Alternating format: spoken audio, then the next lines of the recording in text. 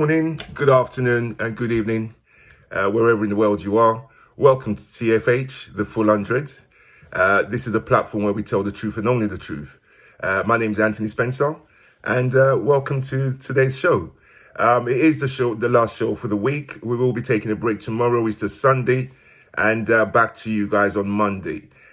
Today is the 11th of April, 2020, and it is Easter Saturday. So without further ado, let's get to it. Now, those of you who have kept up my videos, I've been keeping you posted regarding 6 or 7 nations whose coronavirus situation we've been tracking. We chose to start that way. I chose to start that way over the last few videos just to dispel the rumors, and I picked certain specific countries. I'm going to change that tactics now because I think most of you who've watched my videos, unless you're really living in cuckoo land and stubborn to shift, I think most of you have got my point. The point being Norway, which has 8, 7 and 8G, was suffering very, very low rates, basically practically not even on the Richter scale, while countries without 5G, such as Sweden and Papua New Guinea, had cases. And then you had countries where the 5G exists, which obviously we picked some of those as well, but we picked some of them due to the trends that we'd seen, being that they had been suffering this situation longer than we in the UK or the US have. Those were Italy and Spain. So I want to now, beginning of my shows now, focus on the hotspots. And currently the US and the UK, huge hotspots. So today will be the last time I'll give you data on that, just to wrap up that chapter. And as from my next videos, we'll be focusing on just the hotspots, meaning the UK and the US. So just in terms of yesterday's numbers and today's, I'm just going to give you what they've gone up by. Basically, bad news. This is why we're picking the UK as a hotspot now. The UK yesterday had its highest death rate. 980 people dead in 24 hours, my friends. 980 people died in 24 hours in the UK. Huge issues there. We're still climbing the curb as we speak. The Jamaica, again, 3 more have recovered. If you recall yesterday, it was 10 as of yesterday recovered, I do believe. 13 recovered yesterday. We now have an addition. Well, we're still 13 recovered as of today. It was the day before the way there's 10 recovered. The US have added 35,000 on top of their numbers. Again, the US is a hotspot, so we're going to be focusing on the US and the UK. The US is a bothersome situation because there is a bit of racism now and a bit of the poorer suffering hugely, which is why I've picked them as a hotspot. So we're going to be focusing on the US and the UK from now on. Norway, the last few days, I think they added 12 on one occasion. Yesterday they added 7. Today they've added only 5, and Norway has 7 and 8G. So the numbers basically speak for themselves. I think I have proven my point. Anybody who thinks I need to prove more of it, please get in contact with me. I won't be touching on these matters anymore because I believe that point is proven and rested at this point. Sweden only put on, Sweden put on an additional 544 additional cases, and deaths have only gone up by a few, in that case, about 13. Deaths have gone up by about 30 in 24 hours. So without anything more on these topics, this is the last time I'll be giving you those updates on those countries. Okay, I want to, before I go into the issue of today, if you recall, I did say we were going to be talking about the New World Order. That's what today's topic is going to be about. I asked for some emails from yourselves to send me what you believe when you hear someone say the New World Order, what you think that means. So we're going to come to that, which is the main topic of the show.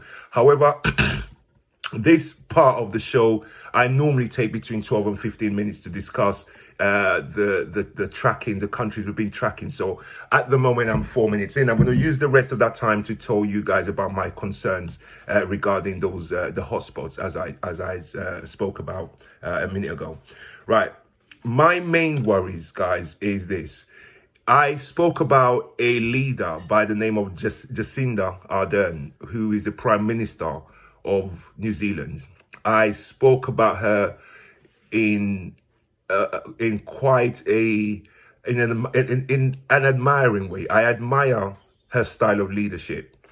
It's funny I done that video. When I was filming the video, I was filming at about 2-3 in the afternoon. Late last night, I was watching CNN, and it was like the whole channel was repeating everything I'd seen. Literally, I could have sworn they actually watched my video. I know they didn't. I'm not saying they did, but literally, I'm gonna play the video back for you guys on this show, just so you understand that something I spoke about 24. Well, it won't be 24 hours. I made the video at about 2 p.m. in the afternoon, and CNN, the program I was watching where this news came out, was on late night, sort of 11:30 p.m. midnight. I was watching this, and they were talking about the same person. So it shows people that we are on the same page. I know what the leaders are like, and when you see a leader who you wish was your leader, if you're interested in these matters, then it's something you pay attention to. So it's funny I mentioned this lady, but again, why am I talking about her? Who your leader is really does matter. US is in a tight spot at the moment. I spoke about, I showed you guys a clip of Magic Johnson in my video yesterday. Magic Johnson wasn't just on that show to talk about his experience with AIDS and the rumors around AIDS. And if he had listened to the rumors, he probably wouldn't have gone with the tablets, but with the treatment. He's now 30 years in and living healthy. He looks very, very healthy. You never guess the guy had HIV and has had HIV for 30 years. So he wasn't just on the show for that. He also was on the show because he wanted to appeal to the black community, guys. He wanted to appeal to the ethnic minority communities in the US, but more importantly, people who look like him, the African Americans. African Americans are dying in droves right now. They're dying in droves. I'm going to be putting up some statistics for you guys. This is the reason I'm refocusing my attention on where it's needed, because somebody hopefully will watch this video in those communities.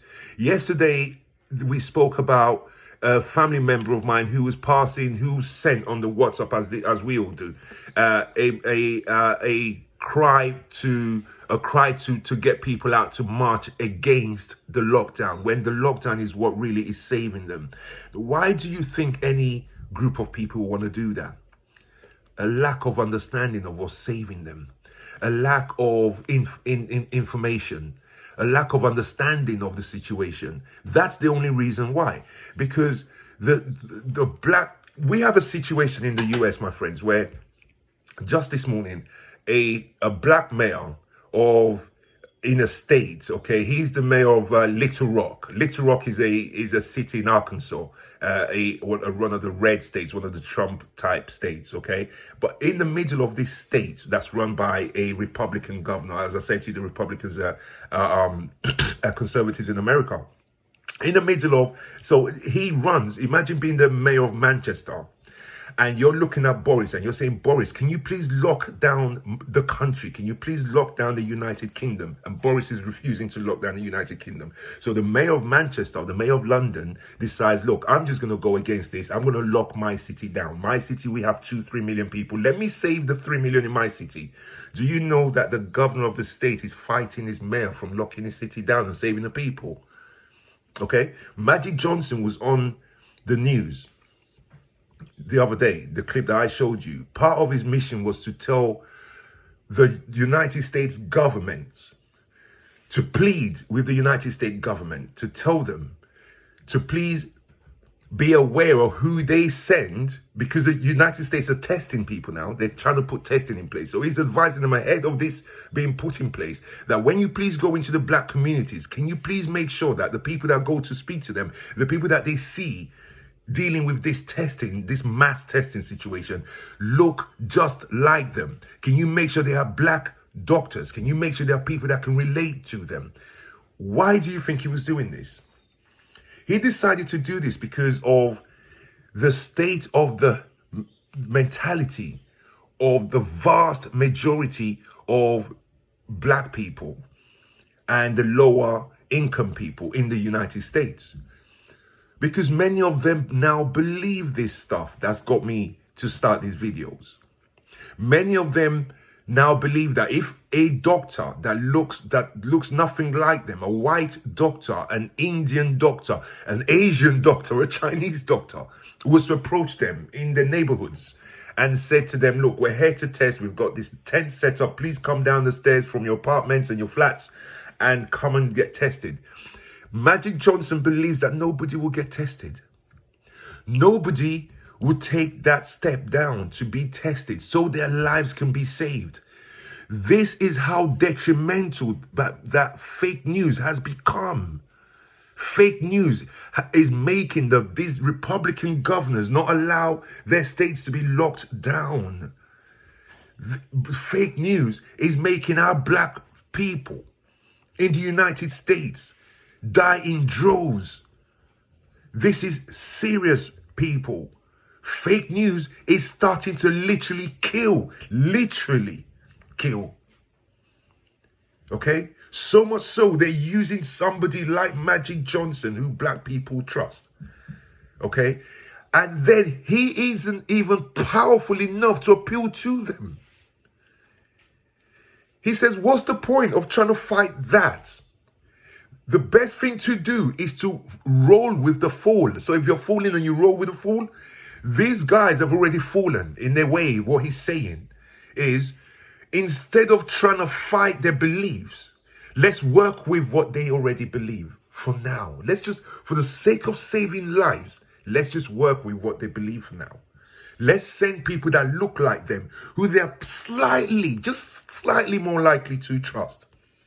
Let's not send Chinese doctors, Japanese doctors. Let's not send white doctors.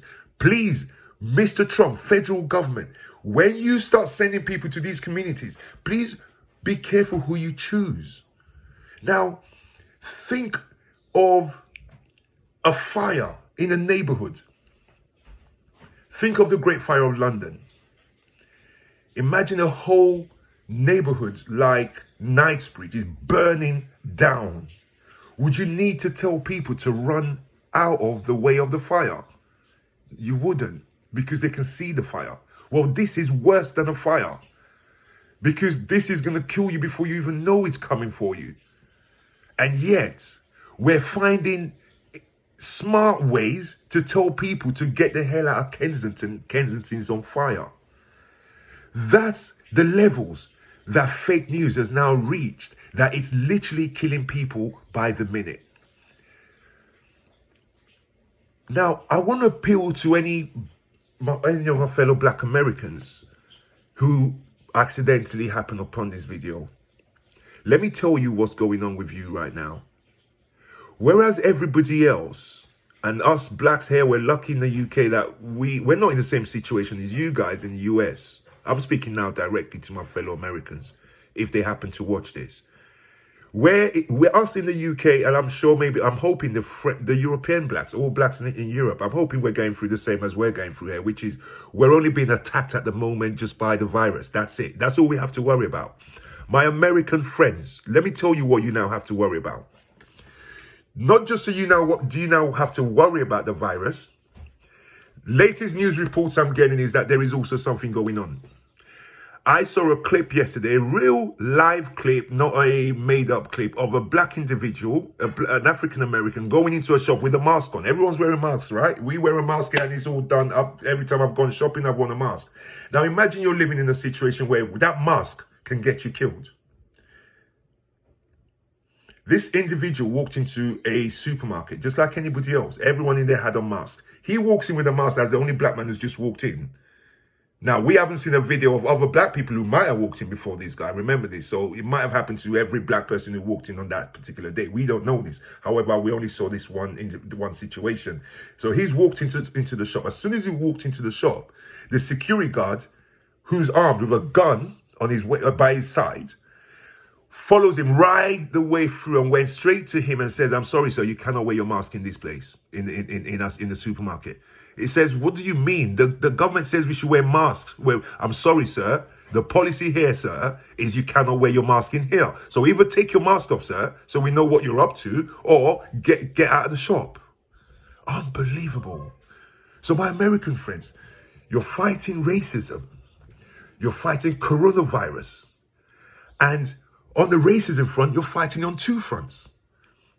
Because I also heard that one of the reasons that many of the black people are dying is that the doctors and the medical system, even the doctors that they do have, are more likely to offer the test to see what's wrong with you to a to a white individual than they are to a black person.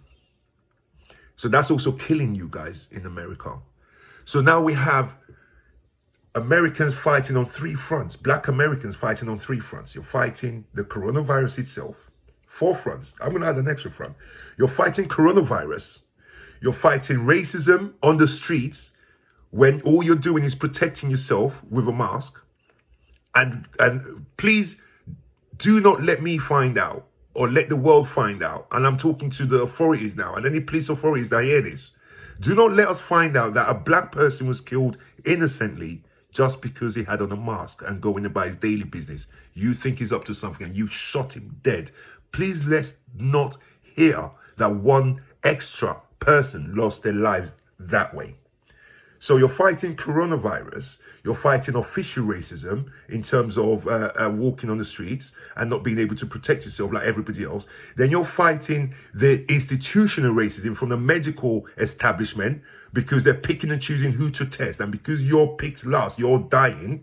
On top of that, you're fighting fake news, which is not allowing you to take the appropriate actions to save yourselves.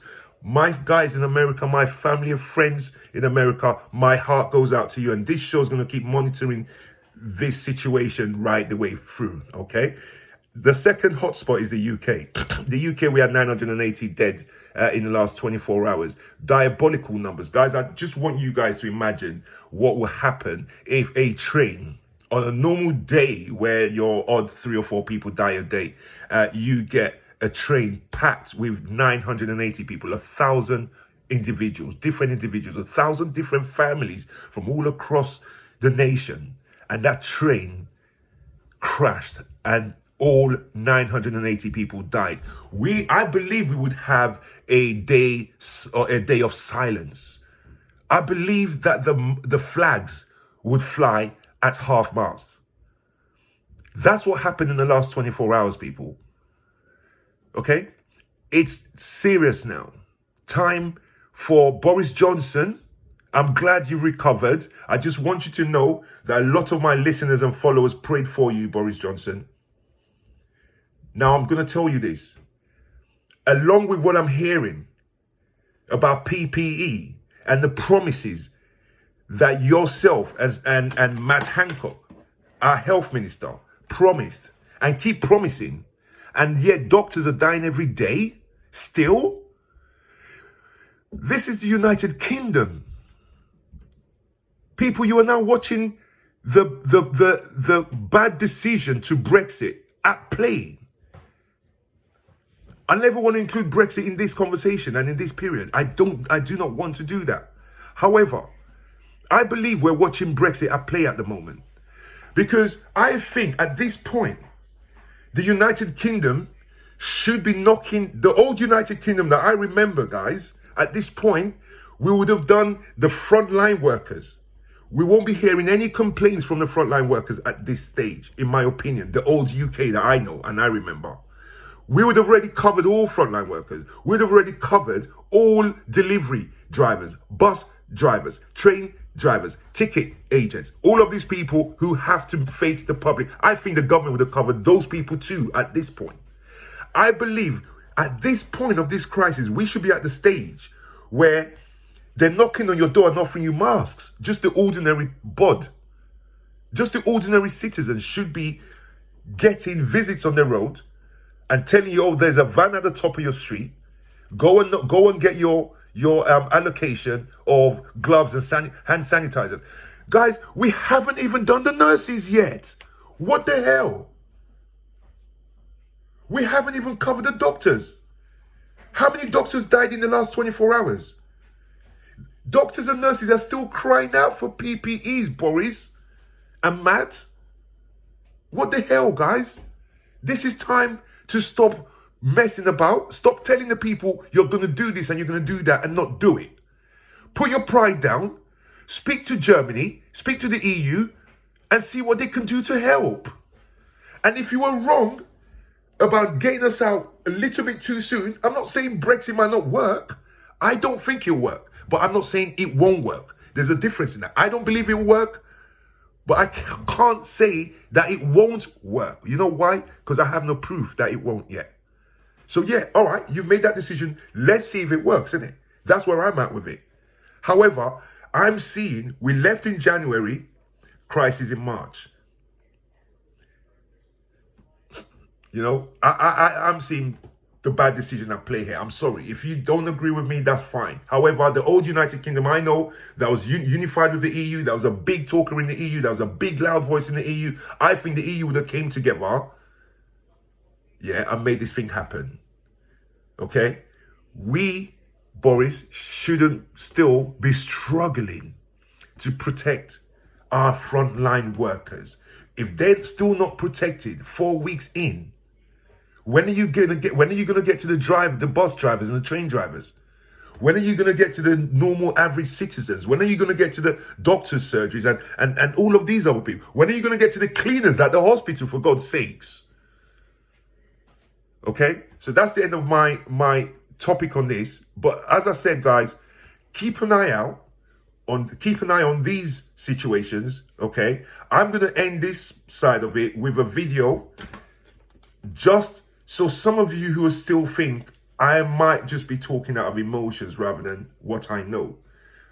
Let me just remind you guys, yesterday at about 2 o'clock in the afternoon, when I was making the video, when I was recording yesterday's video, I touched on a leader who really touched my heart. And she didn't just touch my heart yesterday when she done the press conference to the children of the country. She touched my heart a while ago. And then when the Muslims got shot in the mosque by a right-wing, far-right, neo-Nazi Australian person, the way she handled that, oh my God, it made me sit up and pay attention to this person. And I'm begging every one of you, because information is power and information is key. Misinformation is killing right now. Next time, every one of you around the world, next time you go to vote, make sure you vote in someone like this person, this lady, Jacinda. She is a top ruler. She should be sat at the head of all governments across the world. Did she make this lady the chairperson when they go to form or sit down to discuss any one of these? Now I'm going to stop there. When we come back after this video, we're going to go get straight to the New World Order topic. So just have a video and have a look at how, if you live in a country that's informed, if you live in a country that a ruler cares about you, this is what your story becomes. If you live in a country like America, that's run by crazy people, what's happening to people in America is what then happens to you. If you live in the UK, where our leaders are not all on point, our nurses are dying because our leaders cannot get their act together, okay, to supply them PPE. In New Zealand, where the leader is on point, this is what happens if you were living in that country. I'll see you back at the other end. Ireland seems to have defied. New Zealand has reported a fourth day of declining number of confirmed cases of the coronavirus. This small Pacific island seems to have defied the odds, imposing a short, sharp and brutal lockdown, setting the country now under lockdown for a month, a level 4 lockdown. And the Prime Minister has been praised for making the hard decisions early. But is it too late for other countries to follow in this example? CNN's Ivan Watson joins us now live from Hong Kong with more on this. So, Ivan, where are we at with following New Zealand? Is it too late for others to do what they've done? The interesting thing that we heard from the New Zealand's Prime Minister is she says that about 2 weeks ago, according to government modeling, the country was on a trajectory to potentially follow the very tragic path of Spain and Italy, which have both had more than 10,000 deaths. And instead, she imposed a 4-week lockdown. The borders had already been closed. And now New Zealand can report 4 days of declining cases of coronavirus, as well as only 1 death thus far. So New Zealand is setting a very ambitious goal, trying to eliminate the disease completely from its shores. In the midst of a deadly pandemic sweeping the globe, the leader of New Zealand sounds a note of optimism. Yesterday, I remain cautiously optimistic that we are starting to turn a corner. Since the beginning of the outbreak, New Zealand has identified more than 1,200 coronavirus cases and suffered just 1 death.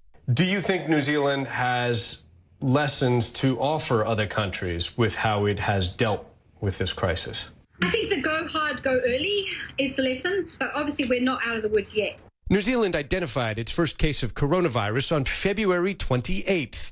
Less than 3 weeks later, Prime Minister Jacinda Ardern announced New Zealand would become one of the first democracies to shut its borders. From 11:59 p.m. tonight, we will close our border to any non-residents and citizens attempting to travel here. The ban on foreign visitors, a dramatic move for an island nation whose economy depends on tourism. Over the past few weeks, the world has changed, and it has changed very quickly. 2 days later, a rare address from the Prime Minister's office, not seen in New Zealand in decades, outlining a response plan. Just 4 days after that, Ardern imposed a state of emergency and announced a nationwide shutdown. Right, welcome back. Now you've seen the video. I'll say no more about that. We'll carry on that topic tomorrow. Now, I wanted to discuss a very, shall we say, a very hotly debated topic, which is the deep state. Okay, I don't want this video to be that long, so I've probably got about 15 minutes to discuss this, 20 minutes. So let's get on with it. Now, a lot of people, I asked you guys to email me yesterday regarding what you thought the New World Order means. I didn't get a lot of email responses on that. I'll be honest with you. This is a platform that we do not tell lies. We tell it like it is. Okay. However, I did get a comment on a text message regarding this, and it is what I thought. Now, I believe, set me wrong if I'm wrong, I believe many of you believe that the New World Order actually means an order in telling you to do something. You know, I order you to do something. Many of you believe that is what the New World Order means, right? You're very wrong. So I want to address it because the New World Order is so irrelevant in what we're doing. But I just want to set a few people straight so that they start from a basis of understanding of what this actually means. And then next time someone mentions, they actually know what it means, yeah?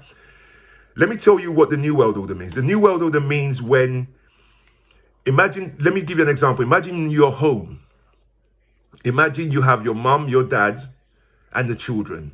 But imagine you got a patriarch. So you got granddad living at home as well. So he's the dad of the husband, okay, and the father-in-law of the wife and the granddad of the children. Now, in a home like that, the home order, let's call that the home order, okay, as opposed to the world order. The home order in a home like that will probably be granddad, husband and wife, children, okay? In certain religions, certain practices, it might be granddad, son, wife, but I don't sign up to that. So it might be that way. Now, the world order means who is in pecking order. Now, the world order as it stands now is like, to me, in my opinion, someone who's kept an eye on this and someone who understands what it means, I think the world order changed after 9/11. We actually thought, those who know, for that after the Great Recession in 2007 to 2010-11, that a new world order will come out, but no, everything stayed the same. What happened was the wealthy, the old wealthy became poor, and the new wealthy, the liquid wealthy. When I mean liquid, those who had cash money. So if you were a baron or a sir, whatever, if your wealth was in property, you got a castle. The castle's worth 25 million. Your artwork is worth another 100 million. However, in the bank, you've only got 10,000. You were poor now. Before you were rich. After the recession, you were poor. If you got 200 million liquid cash in the bank, you were now the rich people. So that was what changed after the recession. So the world order didn't actually change. The last time the world order type of changed slightly was after 9/11 happened. I think this is what you guys need to know. World order changes when big situations happen. Okay? So from memory, the original world order back in the days was Egypt, was what the US is today. Then Egyptian empire collapsed. Then the Roman Empire came. When the Roman Empire came about, that was a new world order. It meant the Romans were now the superpowers. World order doesn't change very often. The way things are stay for thousands of years sometimes. Only in recent memory that they've lasted a couple 100 years or 100+ years. So the world order, as it used to be, guys, was that the Egyptians, from our books and our textbooks and stuff, we know that the Egyptians were today's US, with all the weapons and the troops and roll into any town, any city, any country and take it over. When their civilization finished, the Roman civilization began. That's when the world order changed. Then the Romans became the Americans of that time. Then came the British.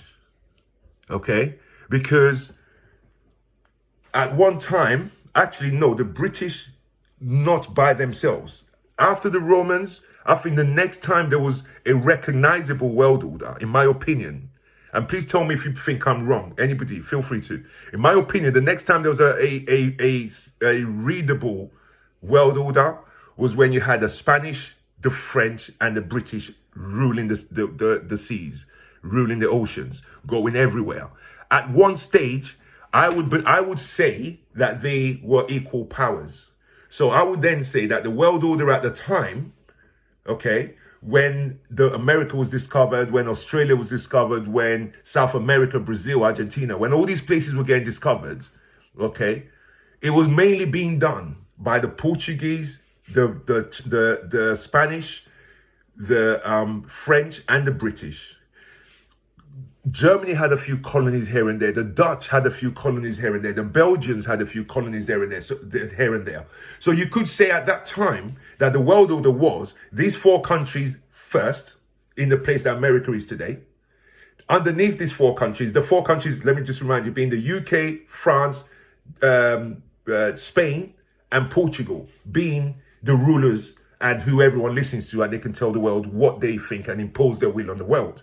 So that was the world order. So you had those 4 countries, and then underneath them you had the Germanys, the Russias, the Belgians, the Turks, and all of these other people were under them. And then underneath that you had the African countries who were being enslaved anyway. Then something happened that made the Portuguese drop off. Okay, the Portuguese dropped off. So the new world order became 3 countries: the British, the French, and the Spanish. Then many of you have heard of the Spanish Armada, when the British defeated the Spanish on sea. Okay? Now the Spanish were ruthless in the seas. They had the toughest ships. They had sailors who would, fighters. They were respected until the British defeated them. Then a new world order happened again. Now that new world order became just the British and the French. So Portugal, at this time, Portugal and Spain dropped. You could say they were just above the rest of them. So now they became 3 layers of them. So you had the British and the French as the superpowers, just like you got just as you got the US and Russia, or you could say the US and the Chinese, or the US, China, and Russia now on a different plane to everybody else. So then it became just 2 superpowers, the French and the British, the Portuguese and the Spanish just below those. And underneath those, you had the Belgians, the Belgians, the Germans, the Russians, and the rest of the world. Okay? Now, that period of the French and the British being the new world leaders, if you like, then got rumbled a little bit by Americans rising up against the British and kicking the British out. When the British were kicked out, it sort of dented their, if you like, their rule for a little while. But, you know, the British, you can say the British have been at the top of the game for a good 300 years at this point. Now, the next major event, guys, that changed the world order, I could say was World War One. Okay? World War One was an attempt. I personally look at it as an attempt by the Germans to challenge the leaders, if you like. In a way that the Chinese are now doing to challenge the Americans, which was annoying the Americans quite a bit. However, the Germans did it. Whatever it was that started, we know what happened about the assassination of one of the royal families in Austria and all that. We know what the First World War started over.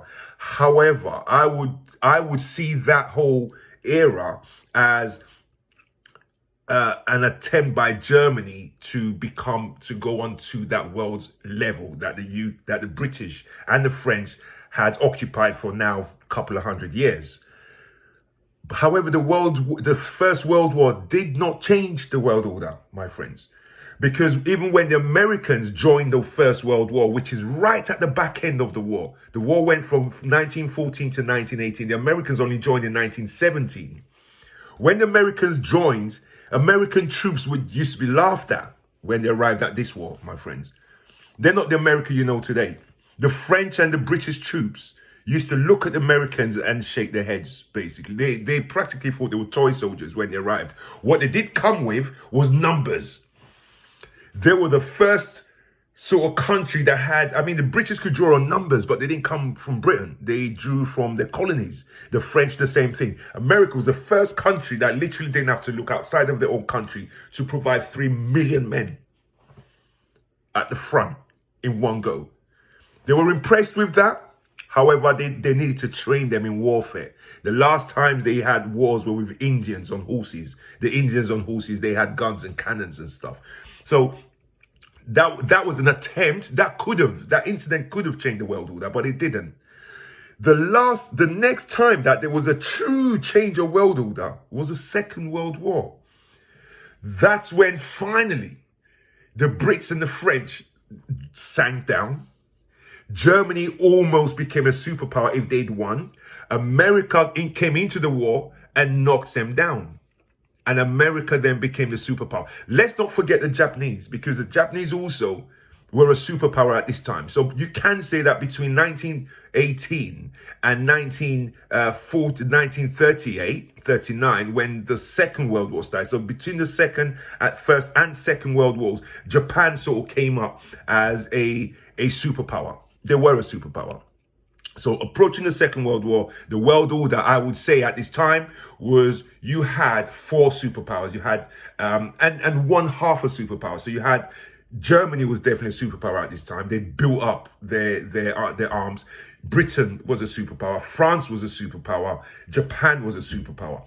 United States was not. Okay.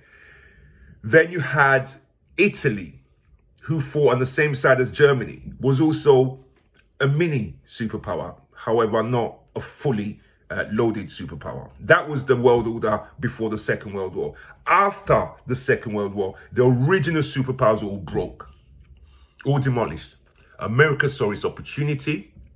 It had money. It was the only liquid country. It made loans out to these countries. It sold them food on credit. So a lot of countries still owe the US. They still pay debts to the US from the Second World War to this day.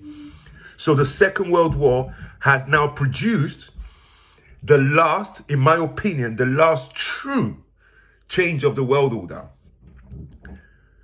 So when I mentioned the 9/11 being the last time there was a slight change, let me explain what I mean by that. The last real change in world order was the Second World War. However, what happened in 2001 after 9/11 that's when Britain in my opinion, again, that's when Britain actually became less important to the US. We in Britain, we think, yeah, we're, you know, the US is, but the US's heart is with Israel. I believe in 2001, that special relationship that you hear your prime ministers talk about, I believe that changed in 2001. And that special relationship became the US and Israel. So that changed in 2001. Since then, everything else has remained the same. Like I said, the recession, most people in the know who had conversations like this, including myself, thought the world order might change down to this. But it didn't change. It stayed the same. Only the wealthy changed into the less wealthy, and the newly rich became the new guys on the block, and the guys who had all the power to buy your castle and buy your paintings off you and make you rich again if you were rich before. Okay, so that's all that changed, guys. The new world order is not an order. I watch idiots say the Lord's Prayer. This Kate person, and I hope she gets to watch this, saying the Lord's Prayer over and over again, and at the bottom of her screen it says, be prepared for the new world order. What are you preparing for? These people believe the new world order is your prime minister telling you have to get vaccinated, that you have to have a chip in your hand, that it's an order handed down. That's not what the new world order means. The new world order just means the pecking order of the world. Get yourselves informed. It just means the pecking order. Who's the boss? That's what the New World Order means. The New World Order is not a decree, an order handed down from above. I'm sorry to laugh because it might sound like I'm laughing at people who didn't know. But it's not those who got ill-informed. I'm laughing at the experts like Kate and her people who are saying, get ready for the new world order. How are you going to get ready for the new world order? What? Are you going to run for prime minister in the new world order? Are you going to run for senator in the new country that emerges as the top boy? No. I know what you guys think it means. You guys think it means the new world order means they're going to order you to take vaccinations. Guys, I discussed vaccinations yesterday, and you lot know my take on it. It's something we'll definitely come back and visit time and time again. I do believe I will wrap up the show now. Boris Johnson, please make sure that you guys do the right thing and supply our healthcare professionals, frontline healthcare professionals, who should have been supplied 3-4 weeks ago with the PPE that they require and deserve, and then move on to the rest of the population. My fellow Black American citizens, at this stage, I feel like nobody can even help you now to unwind your mindsets, to open it up, to understand what you need to do to survive this crisis. So I'm just going to do what Magic Johnson did on CNN, which is appeal to the authorities to please do what they can to help these people. Let's not watch them die. They have families, they have children that need them. Just like every person is valuable, but we're still losing them. Let's not lose more than we need to lose. The last topic of the day is, those of you who watched my video yesterday saw the BBC clip that I attached to the end of the video with the girl with the chip in her hand and all the wirings on her fingers, and she's answering the phone from her hand like that and walking away from her mum. And mum was shocked. If you haven't seen that clip, then please go back and watch the two-part. It was a two-part video which was filmed yesterday on Good Friday the 10th. I'm not going to show that clip again. I'm just going to say a few words about it and end the show with that. The reason I put that video on is to jolt you guys thinking and discussions, because that's a world that's coming, guys. And I'll feel sorry for you if you live the sort of life that if something like that comes and is proven and we can trust it. Remember, I'm not talking about something we can't trust. But you don't know if you're going to trust something unless you seek the information or the trust that you might need to go with something like that. When they introduced computers, I know there was rumors about it. When they introduced Wi-Fi, there was rumors about it. When they introduced these phones, I'm sure the government will make it optional. Just like you got option to have a computer or not have a computer. Just like you have an option to have a mobile phone or not have a mobile phone. It will be optional. There's no need to put fights now. Let these things come in. Have a look at it. Let people have it. Watch them use it. If then it's something you then want to join the clique and get with the system, then you get with the people so that you also are now hooked up. So that's the future. I'm not scared of the future, guys. I embrace the future. I'm looking forward to when I can jump in my car and fly. I am. I'm looking forward to when, geez, I'm sitting down there and my phone, I can click my finger and my phone just and flies to me. I don't know about you, but I'm excited about the future. I'm proud that I was born in the 60s and I was an 80s baby, very late 60s. And I'm an 80s baby. And in some respects, I'm also a bit sad that I might not be here in 2099 to see 2100 come in. I wish I'd be here to see that and see what cars we'd be driving, what the world would look like. If we'd have flying cars, if we'd still be flying around in aeroplanes, or we'd be in single man crafts. Do you know what I mean? Okay, so embrace the future, guys. However, no one's telling you to embrace the future blindly. I am not. I promise you, I am not. I'm the last person to embrace the future blindly. Believe you me. This is why I am informed. I've been informed since the age of 9, 10, 11s. My dad made sure he was informed. This is why I can tell you what I'm telling you with confidence. Okay? So I'm looking forward to the future. I hope you guys are looking forward to the future. Don't be scared of the future, guys. Future's great. Okay? So without further ado, let me say my goodbyes and let you guys go. Enjoy your Easter Sunday, which is tomorrow. We're going to go and put up Saturday barbecue as my wife's waiting for me to get the barbecue going, but I'm busy talking to you guys. So I'm going to go get that started now. Have a fabulous weekend, guys, and pray again for all those who are losing their lives, who will lose their lives in this next 24 hours. And let's pray for their families and friends. I'll see you guys back on Monday. I might load this video on Sunday, on Easter Sunday, as I loaded 2 clips yesterday, which were cut in 2 bits. So I might load this up today or I might load it up tomorrow. But this was filmed on Saturday, the 11th of April. But you might not see it till Sunday, the 12th of April. Without further ado, have a good, fantastic Easter. Thank you, guys. Bye-bye now.